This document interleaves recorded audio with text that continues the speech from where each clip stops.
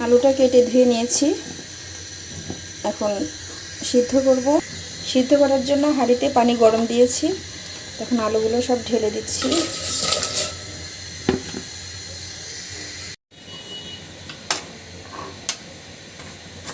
পেঁয়াজগুলো কেটে নিচ্ছি।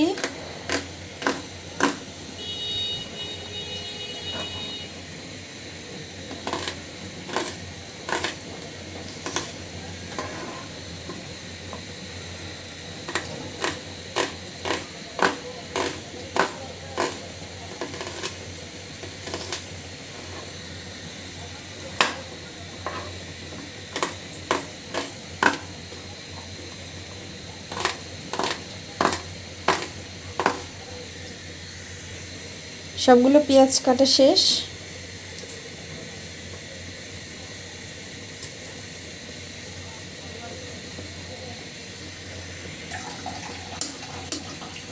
এর ভিতরে ডিমটা ভেঙে নিচ্ছি।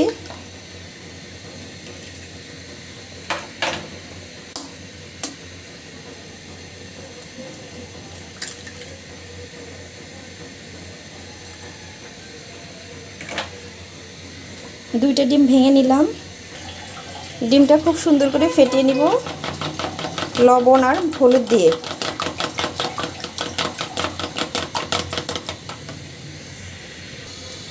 চুলাতে কড়াইটা বসিয়ে দিলাম, দিয়ে দিচ্ছি কড়াইয়ের ভিতরে তেল।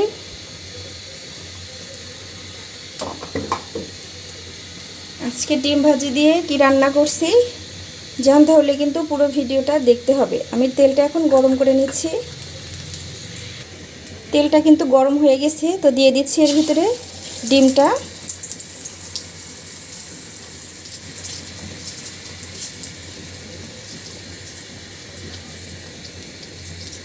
ডিমটা কিন্তু উল্টে পাল্টে খুব সুন্দর করে ভাজি করে নিব। ফুল একবারে বাবুল হয়ে গেছে।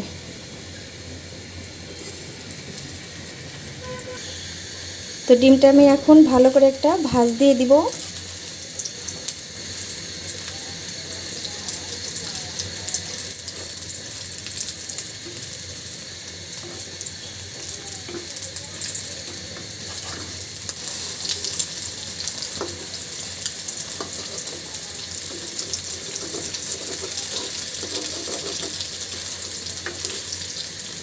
ডিমটা কিন্তু হয়ে গেছে, উঠাই নিচ্ছি।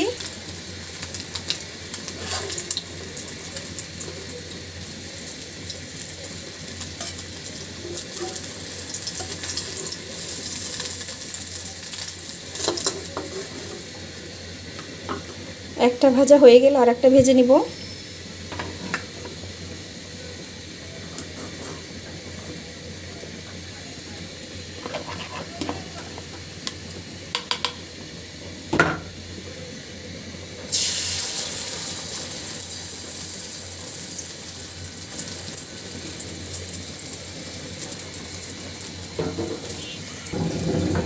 ডিমটা উপর দিয়ে কিন্তু সুন্দরভাবে সিদ্ধ হয়ে গেছে, তো একইভাবে উল্টাই দিচ্ছি।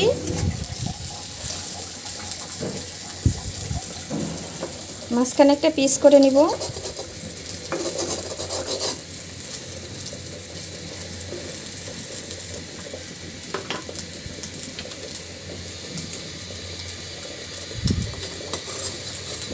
দুই পাশে সুন্দর করে উল্টে ভাজি করে নিব।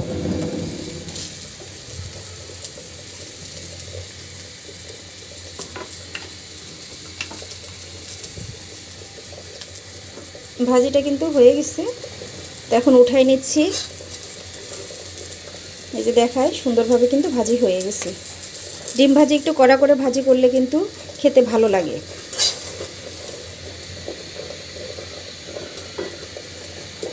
উঠাই নিলাম। ছেলের জন্য একটা মাছ ভাজি করছি, কড়াইয়ের ভিতরে মাছটা বসিয়ে দিলাম।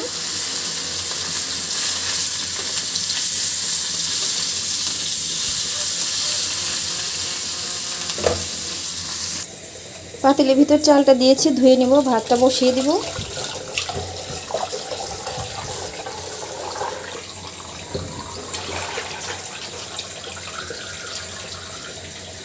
আমাদের চালের ভিতরে নিম পাতা দেওয়া হয়, পোকা যেন না ধরে।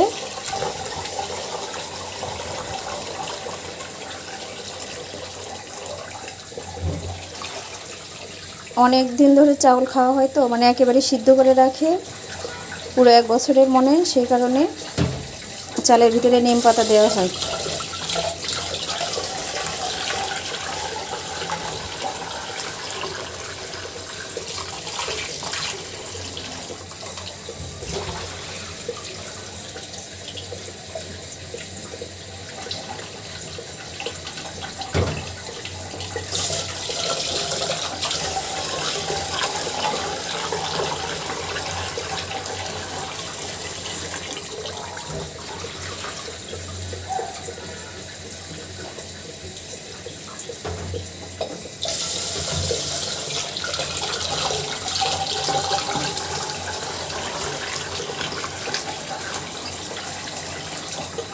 আসলে পাতিলটা ভিতরে পুড়ে গেছে, কোনো একটা আমার হলো ভুলের কারণে আমি ভাতটা বসাই দিয়ে বিছানায় বসে আছি, বসে থাকতে থেকে ঘুমিয়ে গেছি, কেমন করে যেন শুয়ে পড়ে ঘুমিয়ে গেছি। তারপরে এসে দেখি যে আমার পাতিলটা যেখান দিয়ে পুড়ে একবার অবস্থা কাহিল হয়ে গেছে। তো পাতিল ফালাই দেই নাই, ব্যবহার করতেছি, অনেক কষ্ট লাগছে আমার। দুর্ঘটনা ভাগ্যে থাকলে যা হয়। তো চালটা সুন্দর করে ধুয়ে নিলাম। মাছটা ভাজি কিন্তু হয়ে গেছে, একদম মুসমুসে করে ভাজি করে নিলাম, রেখে দিচ্ছি। আলুটা সিদ্ধ করে এভাবে আমি একেবারে ম্যাশ করে নিয়েছি, খুব ভালো করে ম্যাশটা করে নিয়েছি, যেহেতু এটা আলুর ডাল রান্না করছি। তো এখন আমি পানি নিয়েছি, পানির সঙ্গে এই ডালটা খুব ভালোভাবে মাখিয়ে নেব, যেন এর ভিতরে দলা পাকানো না থাকে, তাহলে কিন্তু ডালটা মানে জড়া জড়া হয়ে যাবে, অর্থাৎ দলা পাকানো কিন্তু ডাল হয়ে যাবে। সেক্ষেত্রে আমি খুব সুন্দর করে পানির সঙ্গে ডালটা ভালো করে মাখিয়ে নেব, এর ভিতরে যেন একটু দলা পাকানো না থাকে সেদিকে লক্ষ্য রেখে আমি মাখিয়ে নিচ্ছি। মাখানোটা কিন্তু খুব ভালোভাবে হয়ে গেছে। যে এটা কিন্তু আমি একেবারে মিহি করে নিয়ে একটু আস্ত রেখেছি। এই যে বেটারটা কিন্তু এরকম হবে, তাহলে খেতে কিন্তু বেশ ভালো লাগবে।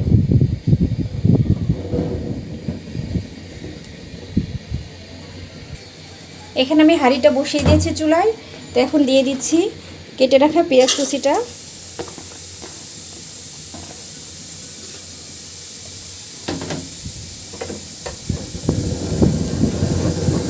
দিয়ে দিচ্ছি এর ভিতরে তেল,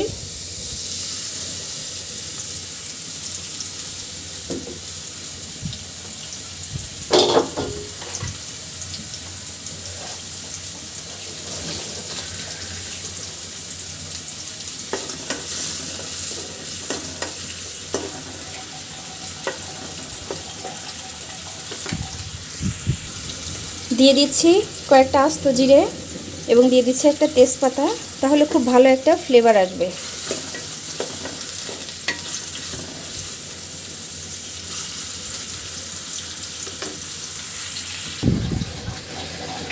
এখানে সব কিছু মশলা নিয়েছি, আদা রসুন ধনিয়া বাটা জিরা বাটা, আর দিয়ে দিচ্ছি এর ভিতরে পানি, দিয়ে মশলার একটা খুব সুন্দর বেটার তৈরি করে নিব।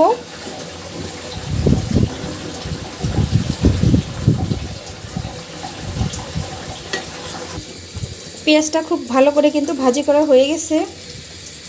তো এখন দিয়ে দিচ্ছি এর ভিতরে মশলার পেস্টটা,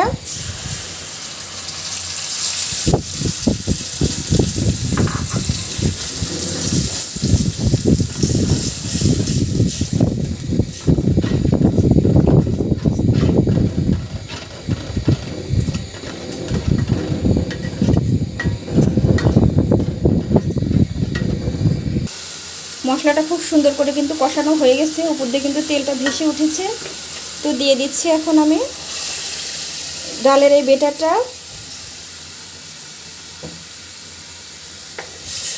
মশলার সঙ্গে খুব সুন্দর করে মাখিয়ে নিব।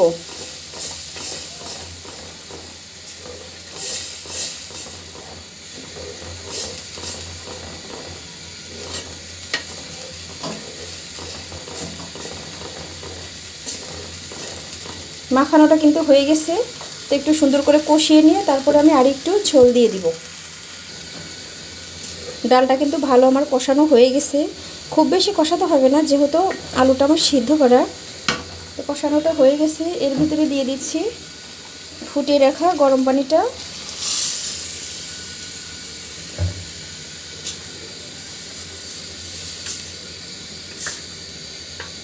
এই পর্যায়ে পানিটা কিন্তু একটু বেশি দিলাম, কারণ আলুর ডাল যেহেতু বড় করতে করতে কিন্তু পানিটা টেনে যাবে, আর ডালের মানে ডালটা কিন্তু একদম ঘন হয়ে যাবে, আর ভালো একটা শক্ত জালও হয়ে যাবে, খেতে কিন্তু বেশ ভালো লাগবে। এখন ঢেকে দিচ্ছি সিদ্ধ হওয়ার বলক ওঠার জন্য।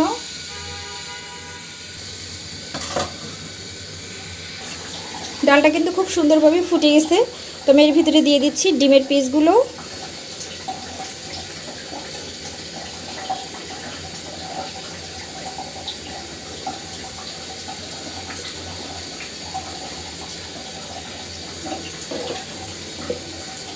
আবার ঢেকে দিচ্ছি।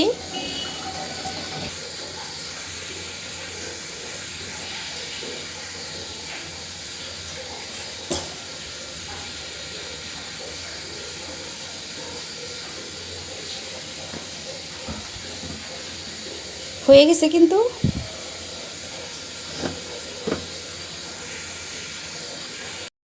প্লেটে ভাত নিয়েছি, এখন নেব আমি ডালটা।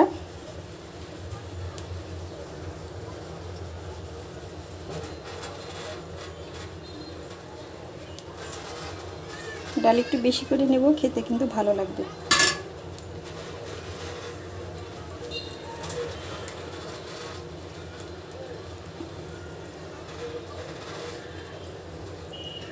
বিসমিল্লাহ।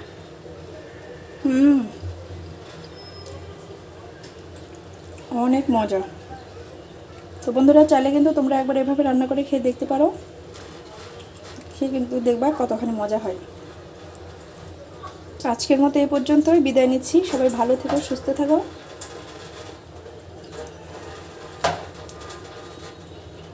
আল্লাহ হাফেজ।